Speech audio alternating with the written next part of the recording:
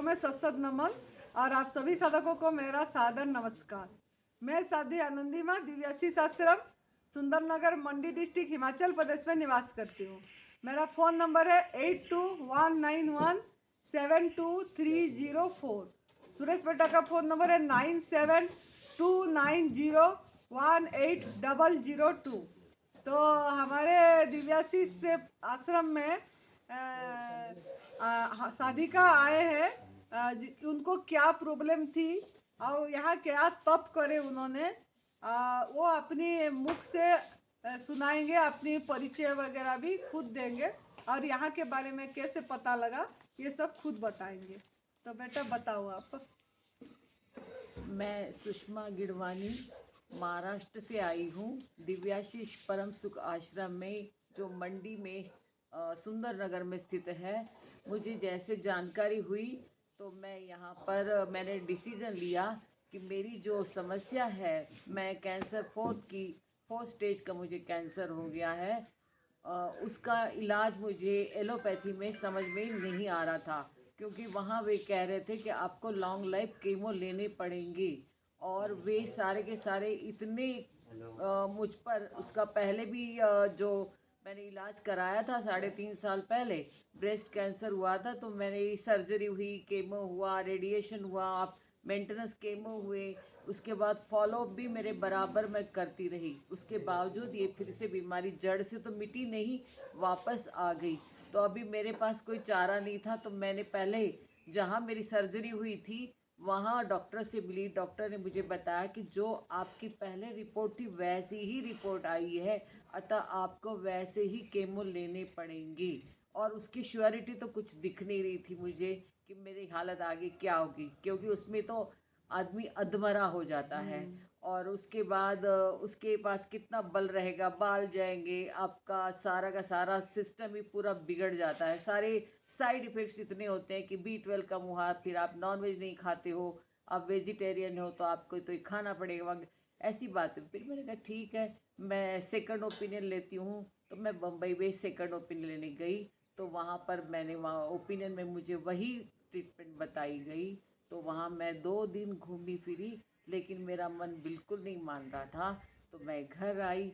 घर आने के बाद मैंने डिसीज़न लिया कि मुझे NDS ही करना है, एडवांस NDS करना है। मैं जो हमारे इसके जनक हैं, मैं उनको शत शत नमन करूंगी कि वो न साइंटिस्ट हैं न डॉक्टर हैं, फिर भी बिना दवाई के इतने लोगों को ठीक कर चुके हैं। तो निश्चित रूप से मुझे तो लाभ होना ही है। जब मैंने NDS बम्बई जाने पर मैंने यह NDS का जूस पर ट्रीटमेंट अपना खुद का शुरू कर दिया था, खुद का डिसीजन था। तो आज जो ब्लड रिपोर्ट आई थी इतनी सॉलिड आई कि अभी तक कभी मेरा 13.7 है ऐसा कुछ भी नहीं था ब्लड। तो अब की बार सारी रिपोर्ट्स इतनी नॉर्मल, इतनी बढ़िया कि मुझे कहा गया था आपका फैल गया है, तो अतः आपके बोन्स में है, तो आपको दर्द होगा, जब अनबेरेबल होगा तो आप रेडिएशन के लिए आ जाना। और तब से मेरा ये सब शुरू है, जूस डाइट और रेचक।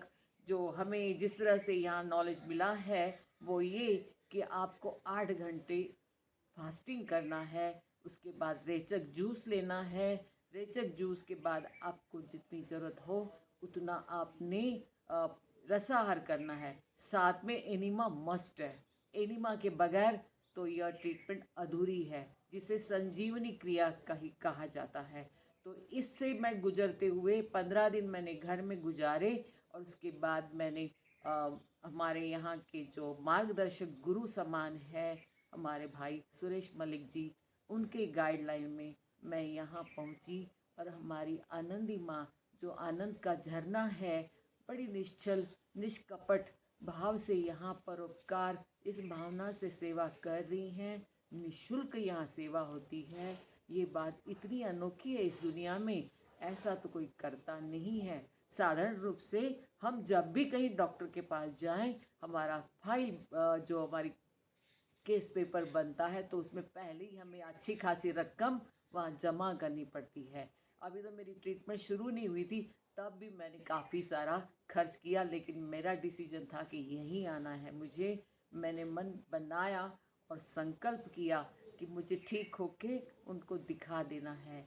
अब ये हमें बीमारी आती क्यों है, ये सवाल सबके मन में आता है। तो ये इसका रीज़न है कि हम पशु हिंसा करते हैं। वो कैसे? वो है कि हम दूध से बने सारी चीज़ें, हम किसी बछड़े का दूध माँ से छीनते हैं। बछड़ा भी दुखी, माँ भी दुखी।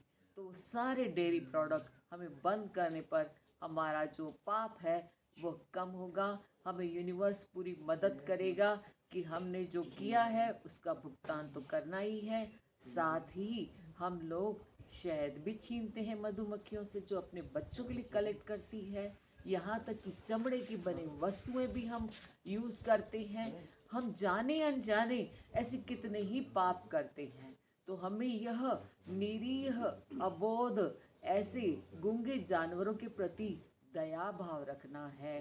परोपकार यह करना है कि जितना मुझे यह लाभ हो रहा है, जो मेरी गांठ मेरे कंधे पर आई हुई थी, वो निश्चित रूप से बढ़ के मेरा खाना पीना ही बंद करा देती थी और मैं तड़पती कराहती रहती।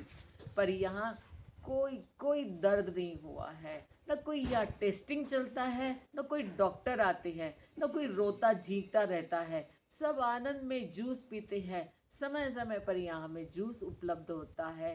सारी सेवाएं पूरी सुसज्जित यहाँ का आश्रम है, जो आपको घर पर भी आपको इतनी सुविधा नहीं मिलेगी। या हमारे मलिक जी के सुपुत्र हैं, वे भी हमारी कुशलता से, चुस्ती से, फुर्ती से हमारी सेवा करते रहते हैं। आप बताइए कि ये एक इतना अनोखा परिवार है और कहाँ मिलेगा।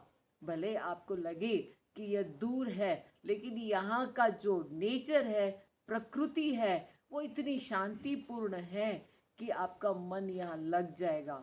यानी किसी से वार्तालाप ज़्यादा न करते हुए केवल और केवल मौन में ईश्वर का सिमरन। मतलब यहाँ ये हो गया कि इस तरह जो हमारी चिकित्सा है जिस तरह की है, उसमें सबको सब बीमारियों का समान रूप से उपचार यही है कि आपको निर्जला रखना है। अधिक से अधिक निर्जला आपकी कैपेसिटी के अनुसार रखेंगे। माने आपका बल है तो आप 4 दिन भी रख सकते हो, या एक दिन छोड़कर फिर एक दिन रसाहार पे भी जा सकते हो। सिर्फ जूस पे चलना माने शरीर को पूरा हीलिंग टाइम देना। यानी उसको अगर हमने हेवी फूड खाया, यानी पका हुआ भोजन तो त्यागना ही है। कहते हैं ना, त्यक्ते न भुंजी था। यानी यह उपनिषदों में लिखा है कि जो भी यूज़ करो उसको त्याग पूर्वक करो। यानी हम सब पढ़ते तो खूब हैं, पर प्रैक्टिकल में थोड़ा मुश्किल लगता है। इंद्रिय निग्रह बोलते हैं हम इसे। इंद्रिय निग्रह माने हमें स्वाद की दुनिया को छोड़कर एक साधुवाद, एक योगी के समान जीवन जीना है, तो ही आप जी पाओगे। नहीं तो आज हम ठीक हुए, कल को चल पड़े फिर से उसी रास्ते पर, क्योंकि उसकी महक ललचाएगी, उसका स्वाद ललचाएगा। भूलोगी नहीं उन बातों को तो मुश्किलें तो आएंगी ही। पर आपका उपचार माने पक्का उपचार यही है कि आप शांति से आप इसे अपनाएं। और इस जो जिसे सीरियस मैटर कहा जाता है कि कहीं इसकी ट्रीटमेंट नहीं है, लाखों लाखों खर्च लोगों ने किए हैं, ये मैं जानती हूँ। एक एक बूंद बूंद करके इंसान पैसे संचित करता है, पर वो सारे पैसे एक शरीर को ठीक करने में यूं ही गंवा देता है। पर ये चीज़ पर आने के लिए उसको मन बनाना चाहिए, उन तक जानकारी पहुँचे। हमारा हेतु ये है कि यह सब चीज़ें बाकी लोग भी अपनाएं। और हमारी माँ का, आनंदी माँ का यह बड़ी इच्छा है, मलिक जी की बहुत इच्छा है कि यह जन जन तक पहुँचे और जन जन इसका लाभ उठाएं। और इस तरह वे बाकी की जितनी थेरेपियाँ हैं, उन थेरेपियों से लाभ अगर होता तो तड़पते नहीं। पर यह समझ में नहीं आ रहा है। अच्छी भली भांति समझ लेना चाहिए कि हम सही रास्ता है और इसमें कोई कठिन बात नहीं है। सरल, सुगम, आसान सा रास्ता है कि आप जूस पे चलिए, बाद में आप फलाहार पे आइए, और फलाहार से आप सैलड वगैरह ये भी यूज़ कर सकते हैं। मतलब गॉड मेड फूड जो हैं वो भगवान ने हमारे लिए बनाए हैं, और हम वही नहीं समझ रहे हैं। हम बहुत अतिरिक्त मसाले और तेल का इस्तेमाल करते हैं, जो गैस पे पकाते हैं तो सब कुछ तो ख़त्म हो जाता है।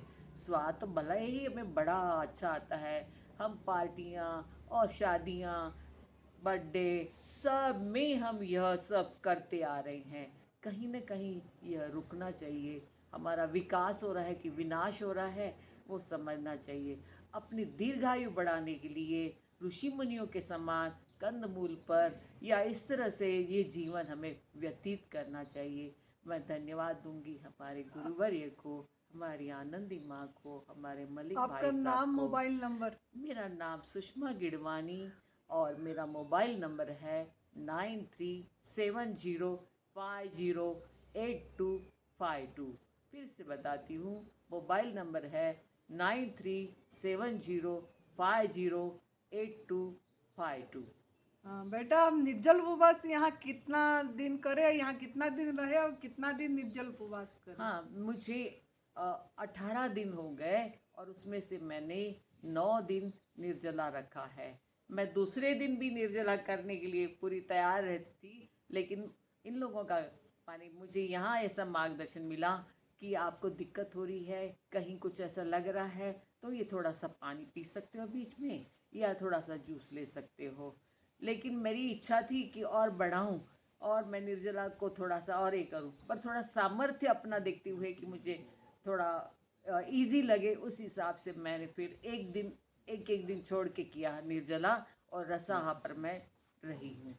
और इस तरह से मेरे को अभी मेरी जो गांठ थी कम से कम 1 महीने में आधे से ज़्यादा चली गई है। और हाँ, और मैं थोड़ा सा मुझे पूरी ये है मन में भावना कि 3 महीने में मैं कवर कर लूँगी, पर मुझे इसकी इस रिस्क समझ के इसको थोड़ा सा मैं कंटिन्यू करूँगी और मैं मार्गदर्शन माँ से लेती रहूँगी। ठीक है बेटा, बहुत बढ़िया आपका अनुभव सुनाए। और आप वहाँ जाके भी लोगों को ज़्यादा वो पशु हिंसा के बारे में जागरूक कराइए। और जितना आप लोगों को समझाएंगे, वो माने न माने, आपका काम है बीज बोना, बताना गलत को गलत। ये मतलब हम कितना क्रूरता करते हैं दूध से बनी चीज़ें लेके। और जो लोग नॉन वेज भी खा रहे हैं, शहद भी ले रहे हैं, सिल्की कपड़े चमड़े की चीज़ें ये सब यूज कर रहे हैं, तो वो हमें कष्ट दे के दुख दर्द दे रहे हैं, तो हमको दुख दर्द मिल रहा है। ये चीज़ ज़रूर आप जाके करोगे तो आपका जो कर्म है वो साफ होगी, और आपको और आगे मतलब बल मिलेगा इस चीज़ को करने के लिए। तो ये भी एक सेवा है, क्योंकि ये तप सेवा सुमिरन का मार्ग है। तप तो कर ही रहे हो, सेवा हो जाएगा, सिमरन तो करते ही रहते हो आप। तो इस तरीका का ये करोगे तो तीनों को तो आपको ज़रूर सफलता और मिलेगी। ठीक है बेटा, धन्यवाद, धन्यवाद जी, आभार, प्रणाम, धन्यवाद। जय तंदुरुस्ती। जय तंदुरुस्ती।